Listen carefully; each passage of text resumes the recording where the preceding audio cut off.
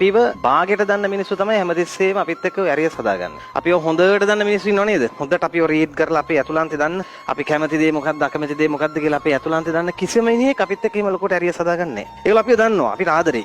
අපේ තීරණ වලට උදව් කරනවා. අඩුපාඩුවක් තිබ්බත් පෙන්වන එක වෙනම දෙයක්. ඒවට ඉන්සල්ට් කරන්නේ නැහැ. ඒවා හෙලා දකින්නේ නැහැ. ඒවට ගරහන්නේ නැහැ. ඒවා පාත දාලා පාගන්නේ නැහැ. එහෙම කරන්නේ ගොඩක් වෙලාවට අපිව බාගෙට දන්න කට්ටිය. බාගේ කට්ටිය ඇසුරු කරන එක හරි භයානකයි.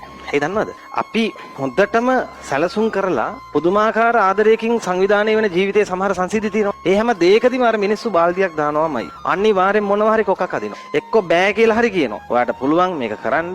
එහෙම කිසිම මොරල් එකක් දෙන්නේ නැහැ. ඒ නිසා බාගේ මිනිස්සු ඇසුරු කරන්න එපා. ඔයාලගේ ජීවිතේ ඔයාලව බාගෙට දන්න හැමදේම ඔයාලව බාගෙට ජජ් කරන බාගයක් අහලා ඉතිරි ටික ඒගොල්ලෝ හිතලා ඔයාලට වද දෙන මිනිස්සු කවදාකවත් ඇසුරු කරන්න එපා. ජීවිත ගොඩ යන්නේම නැත. ඔය මිනිස්සු තමයි ගල් ගහන්නේ. අපිව හොඳටම දන්න කවුරුවත් හෝ අපිව දන්නේම නැති මිනිස්සු කවදාකවත් අපිට ගහන්නේ නැහැ. බාගෙට සෙට්ලා ඉන්න බාගේ අයව තමයි ගහන්නේ. ඔය ගල් ගහන සීමාව ළමයි එක සීමාවක් දක්වා විතරයි වදින්නේ. ඔයාලට ගල් ගහනකොට කට්ටිය ඔයාලා වට්ටන්න ඔය ගහන ගල් එන්නේ එක සීමාවක් දක්වා විතරයි. ඔය සීමාව තරණය කරන එක තමයි අමාරුම. හේතුව ගල් ගහන එකම තමයි. පුළුවන් තරම් බාධක දීලා බලනවා වට්ටන්න. ඒක තමයි හේතුවත්. ඒක තමයි මේ කලාපයේ බාධක පිරි කලාපයක්. ඇත්ත කතාව ප්‍රායෝගිකව අටවන උගුල විතරක් නෙමෙයි. මෙහෙම පිහියෙන් අයින වගේ කියන වචනය පවා අපේ ගමනට බාධාවක් නෙමෙයි. අපිව ගොඩ හිතනවනේ. අන්න ඒක තමයි නොකරන්න ඕනේ. දියුණුවට අත්‍යවශ්‍ය වෙන්නේ දියුණුව පතන මිනිස්සු විතරයි. ඒක නොපතන මිනිස්සු දියුණුවට අත්‍යවශ්‍ය නැහැ. ඒ නිසා ගල් ගහන අයට ගල් ගහන්න දෙන්න. කාගෙන මේ දුර තරණය කරන්න. ඔයාලගේ ජීවිතේ එක සීමාවකට එහායින් උඩට ගියාට පස්සේ ඔය ගහන ගල් ආයෙ වදින්නේ නැහැ. බාගේ මිනිස්සුන්ට ඔයාලා වටන්න බෑ. ඒ නිසා මේ කාලේ මහන්සි වෙන්න තියෙනවා නම් කාගෙන මහන්සි වෙන්න ඔය එක එක වචන වලට උඹට බෑ උඹට කවද්ද පුළුවන් උඹලා කොයි කාලෙද මේවා කරන්නේ අන්න ඒ වගේ කුඩු කේඩු වචන වලට ජීවිතේ වැටෙන්න දෙන්න එපා. එක දවසක උඩටම ගියාම ඔයාලට තේරෙයි මේ පල්ලේ ඉඳන් මේ ගල් ගහන කට්ටිය නිකන් ඒගොල්ලෝ සෙල්ලම් කරනවා ඒ ගතියක්. හේතුව දන්නවද? ගහන ගල්